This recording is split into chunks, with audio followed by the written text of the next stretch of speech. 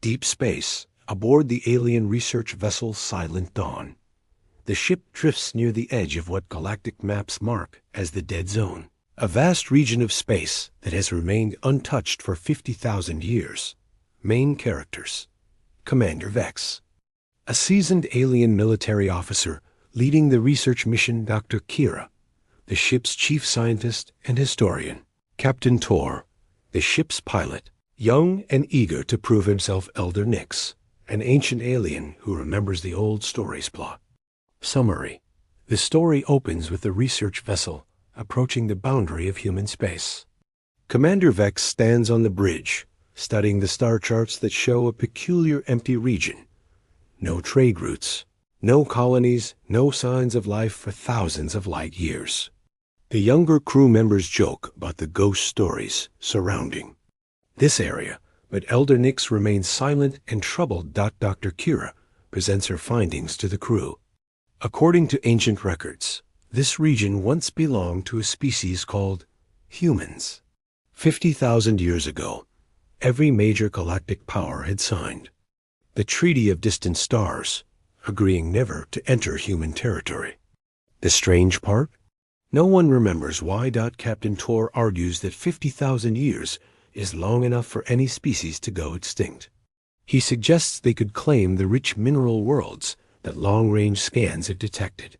The crew debates whether the old treaty still matters. Elder Nix finally speaks up. He tells them about the stories passed down through generations. Stories of humans who appeared ordinary but possessed an unnatural determination. Stories of entire fleets that vanished without trace near human borders. Stories of warnings that were ignored and the terrible consequences that followed. The part ends with the crew discovering an ancient probe drifting at the boundary. When they bring it aboard, it activates and displays a simple message in multiple languages. Human territory, authorized personnel, only violation will result in immediate response. Asterisk new characters. Scout Leader Rex commands a small exploration team. Pilot Maya, Rex's second-in-command tech specialist Joe, handles communications and sensors. Plot summary. Despite Elder Nix's warnings, the crew decides to send a small scout team across the boundary. Commander Vex reluctantly approves a limited reconnaissance mission. Scout Leader Rex leads a team of 3 in a cloaked shuttle, promising to stay only at the very edge of human space. The scout team crosses into human territory and immediately notices something odd. Their instruments detect no signs of recent activity, but the space feels different somehow. Ancient structures drift in the void, massive orbital platforms that seem abandoned, but show no signs of decay. As they explore, they discover that the seemingly empty region is actually full of dormant installations. Automated systems begin awakening as they pass, tracking their movement with passive sensors. The team realizes they're being watched by technology they don't understand. Tech Specialist Joe detects a transmission being sent from their location, not from their ship, but from something tracking them. The signal travels faster than light, using technology unknown to galactic science. Rex orders an immediate retreat, but as they turn to leave, they encounter something impossible. A human ship appears. It's smaller than their scout vessel, operated by a single person, a human who looks exactly like the species from 50,000-year-old records. The human doesn't threaten them, but instead transmits a simple message. You were warned. Leave now and don't return. The human ship escorts them to the boundary and watches as they cross back into normal space. The encounter lasts only minutes, but it changes everything. The scout team returns with proof that humans still exist and still guard their territory. Asterisk. New characters.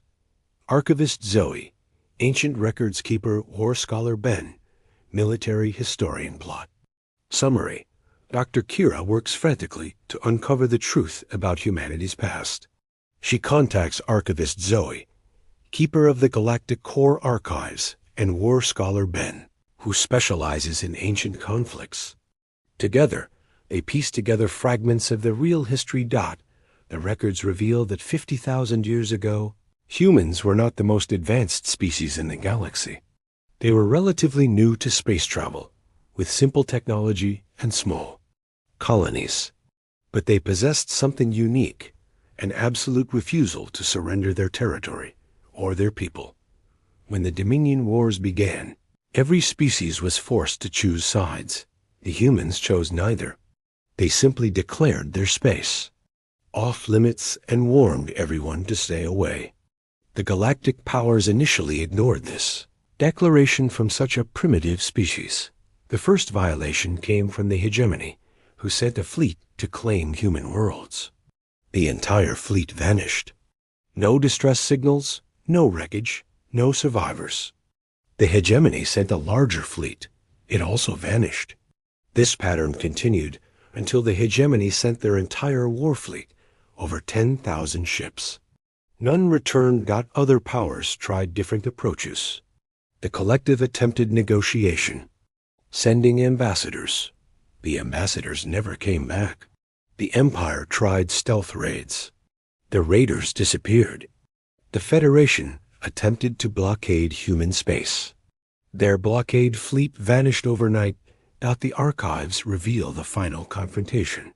Every major power joined together, sending their combined fleets, over 100,000 ships, to finally subdue humanity. The battle lasted 3 days. When it ended, human space remained untouched, but the combined galactic fleet was gone. The surviving powers immediately signed the Treaty of Distant Stars, agreeing never to enter human territory again. The humans' only communication was a simple message: we want to be left alone. Honor this, and we will honor your space in return. New characters. Admiral Kane, fleet commander who decides to test humanity. General Ross, ground forces leader. Dr. Sam, weapons specialist. Plot summary. News of the scout team's encounter spreads throughout the galactic community. Many species argue that 50,000 years is too long to honor an old treaty. Admiral Kane convinces the Galactic Council to authorize a defensive probe, a small fleet to test human response capabilities. Kane assembles a modern fleet with the latest technology. Dr. Sam has developed weapons that he claims can match anything from 50,000 years ago. General Ross commands ground forces equipped with the most advanced armor and weapons available. The fleet crosses into human space and immediately encounters the same phenomenon as the scout team. Ancient installations begin tracking them, but Kane presses forward. He wants to find an inhabited human world and demonstrate that the old fears are baseless. They locate a system with a single inhabited planet. Long-range scans show it to be lightly populated with primitive-looking settlements. Kane orders the fleet to approach and demand the planet's surrender. As they enter the system, a single human ship appears, identical to the one that encountered the scout team. The human vessel transmits the same message: you were warned. Leave now and don't return. Kane responds with threats and demands. The human ship simply repeats its message. When Kane orders his fleet to advance, the human ship takes defensive action. What follows defies all understanding of physics and warfare. The human ship moves impossibly fast, striking with weapons that pass through shields as if they don't exist. Kane's flagship is disabled in seconds. One by one, the other ships in the fleet are systematically neutralized, not destroyed, but rendered completely helpless.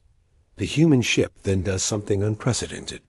It transmits the complete tactical data of the engagement to every ship in the fleet, showing exactly how each vessel was defeated.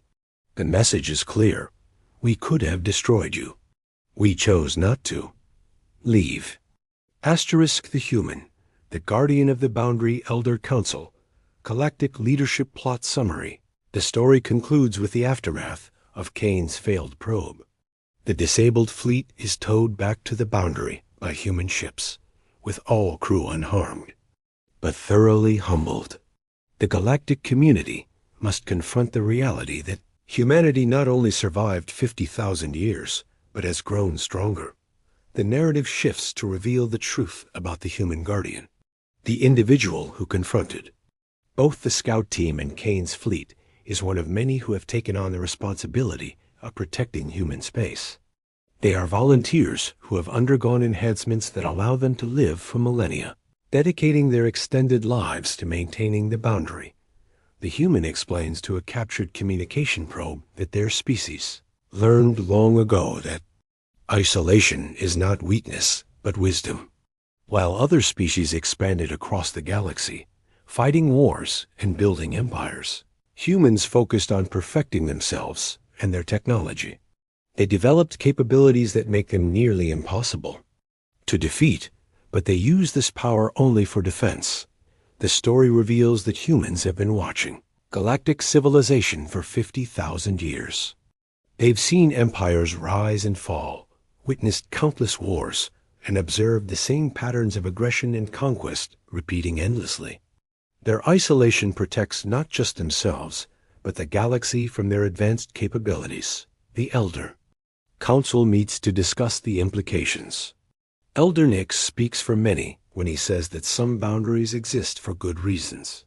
The treaty that has kept the galaxy stable for 50,000 years should remain in place. The story ends with Commander Vex and his crew returning to their home worlds with a new understanding. They carry with them the knowledge that in a galaxy full of ambitious species, there exists one that has mastered the hardest lesson of all, knowing when to stop.